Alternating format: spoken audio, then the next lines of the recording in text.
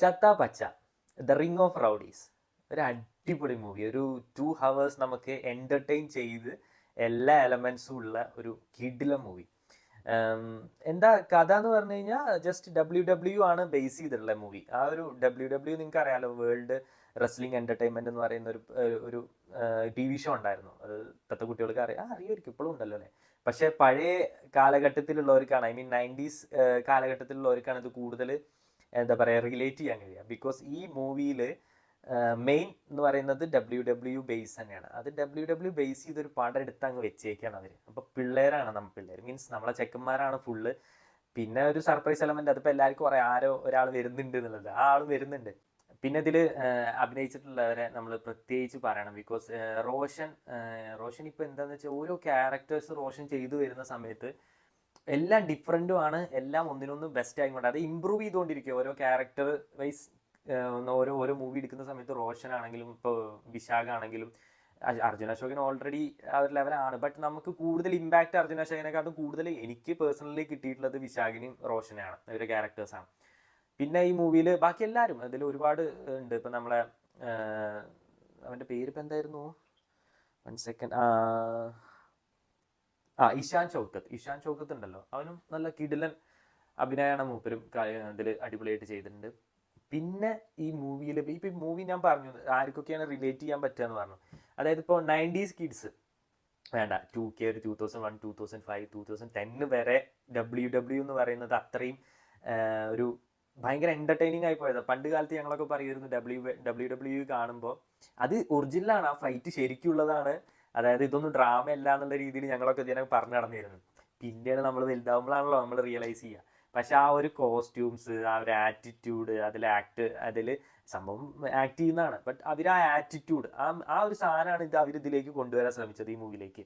ആ ഒരു സെയിം സാധനം തന്നെ റെഫറൻസും ഉണ്ട്. ഇപ്പോൾ നമ്മുടെ റോക്കിനൊക്കെ റെഫറൻസ്, റോക്കൊക്കെ എന്ന് പറയുന്നത് നമുക്കറിയാലോ പഴയ കാലത്തെ ആറ്റിറ്റ്യൂഡിന്റെ മെയിൻ ആളുകളാണ് റോക്ക്, കൂട്ടാങ്കള്, പിന്നെ അണ്ടർടേക്കർ, കെയ്ന്, പിന്നെ നമ്മളെ stone gold, Steve Austin, John Cena. പിന്നെ ജോൺസീന ആറ്റിറ്റ്യൂഡ് ഏറയിലല്ല എന്ന് പറയുന്നവരുണ്ട്, ബട്ട് നമ്മളത് മൈൻഡ് ചെയ്യേണ്ട, ജോൺസീന നമുക്കറിയാലോ.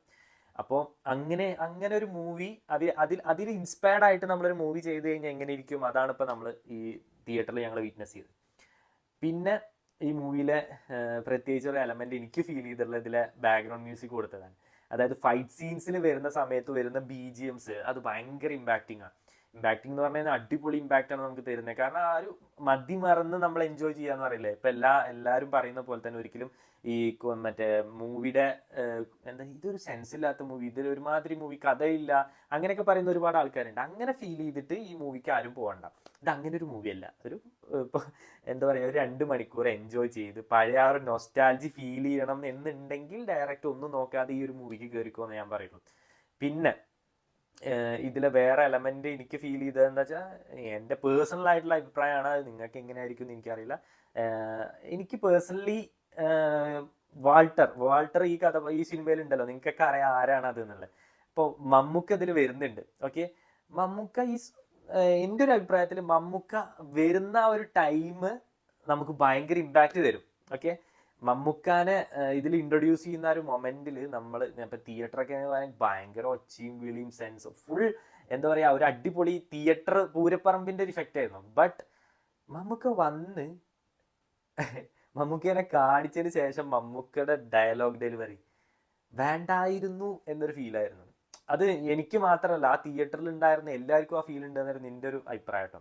ബിക്കോസ് മമ്മൂക്ക വന്നു, ഒന്നും വേണ്ട, സൈലന്റ് ആയി മമ്മൂക്ക ഡയലോഗേ ഡെലിവറി ചെയ്യാതെ, അല്ലെങ്കിൽ പഴയ ഭീഷ്മപർവത്തിലുള്ള ടൈപ്പ് ആ ഒരു വോയിസോ അല്ലെങ്കിൽ ബിഗ് ബിയിലൊക്കെ ഉണ്ടായിരുന്ന ഒരു ടൈപ്പ് ആറ്റിറ്റ്യൂഡ് ഇട്ടിട്ടാണ് ഈ മൂവിയിൽ വരുന്നിരുന്നെങ്കിൽ ഇത് കത്തിയേനെ. ബട്ട് ആ ഒരു പോയിന്റ് മാത്രം എനിക്കിപ്പോൾ ഇതിന്റെ സത്യം പറഞ്ഞു കഴിഞ്ഞാൽ എനിക്കിതിൽ മമ്മൂക്ക ഇല്ലായിരുന്നെങ്കിൽ പോലും ഈ പടം വൻ അടിപൊളി സാധനമാവുമെന്നാണ് വിചാരിച്ചത്. ആ ഒരു കുറവ് മാത്രമാണ് എനിക്ക് ഈ മൂവിയിൽ ഒരു പ്രശ്നമായിട്ട് ചെറുതായിട്ട് ഫീൽ ചെയ്തത്. പിന്നെ ലാഗ് ഫീൽ ചെയ്യുന്നില്ല, ഇന്റർവെൽ ആവുന്നൊന്നും നമ്മൾ അറിയുന്നേ ഉണ്ടായിരുന്നില്ല. പിന്നെ WWE കുറിച്ച് ഒന്നും അറിയാത്ത എൻ്റെ ഭാര്യ പോലും അവിടെ ചാടി കളിച്ച് എൻജോയ് ചെയ്ത് ആ ഒരു വൈബ് ഫീൽ ചെയ്തിട്ടാണ് ആൾ പടം കഴിഞ്ഞു പോകുന്നത്. ഇപ്പം എന്നിട്ട് എന്നോട് പറയൂട്ടോ, ഇനി ഇത് കഴിഞ്ഞ് എന്താ പറയാന്ന് വെച്ച് കഴിഞ്ഞാൽ, എനിക്കും അറിയാലോ WWE ഒക്കെ, ഞാനും കണ്ടിട്ടുണ്ട്, എന്നിട്ട് പറയാണേ ഇൻ്റെ അടുത്തും ഉണ്ടായിരുന്നല്ലോ അണ്ടർടേക്കറിന്റെയും ജോൺസിന്റെ ഒക്കെ മറ്റേ കാർഡില്ലേ, അതിൽ റാങ്ക് ഞങ്ങളും കളിച്ചിട്ടുണ്ടല്ലോ. അത് ആകെ 2-3 പേരെ അറിയുള്ളൂ, അത് വേറെ കാര്യം. അപ്പോൾ അങ്ങനെയാണ് ഈ പടം. അപ്പോൾ ഇതിലെ കാസ്റ്റിന്റെ കാര്യങ്ങളും കൂടി ഞാൻ ഇപ്പോൾ റിവ്യൂ ആകുമ്പോൾ അത് പറയണല്ലോ. ഡയറക്ടർ അദ്വൈത് നായരാണ്. ഫസ്റ്റ് ടൈമാണ് തോന്നുന്നു അല്ലേ, നവാഗതനാണെന്ന് തോന്നുന്നു. അല്ല പിന്നെ ബാക്കിൽ ആളുണ്ട് കേട്ടോ, അതുകൊണ്ടാണ് ചോദിക്കുന്നത്. പിന്നെ സ്ക്രീൻ പ്ലേ ഇതിൻ്റെ റൈറ്റ് ചെയ്ത്, അതായത് തിരക്കഥ എഴുതിയിട്ടുള്ളത് ഈ അദ്വൈത് നായരും സനൂപ് തൈക്കൂടാണ്. പിന്നെ പ്രൊഡ്യൂസേഴ്സ് 3-4 പേരുണ്ട്. ഓക്കെ, അത് നമ്മളെ മെയിൻ കാര്യമല്ല, അവരുണ്ടാവുകൊണ്ടാണ് ആ പടം ഉണ്ടായത്. ബട്ട് അങ്ങനെയല്ല കേട്ടോ ഞാൻ ഉദ്ദേശിച്ചത്.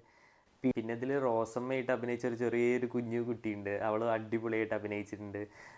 വേദിക ശ്രീകുമാർ എന്നാ കുട്ടിയുടെ പേര്. നമ്മളിപ്പോൾ തന്നെ ആ കുട്ടിയുടെ ഇൻ്റർവ്യൂസൊക്കെ നല്ല വൈറലായിരുന്നല്ലോ.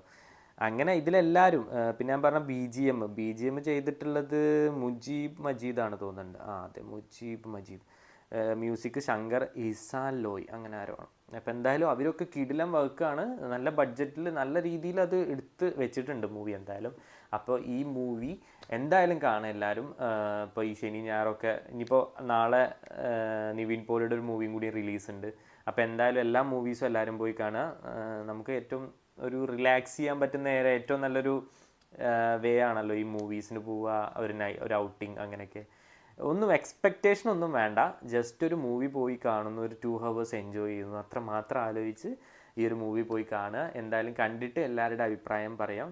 ഇതുപോലെ എല്ലാ മൂവീസിൻ്റെയും റിവ്യൂസ് ഇടണം എന്നാണ് എൻ്റെ ആഗ്രഹം.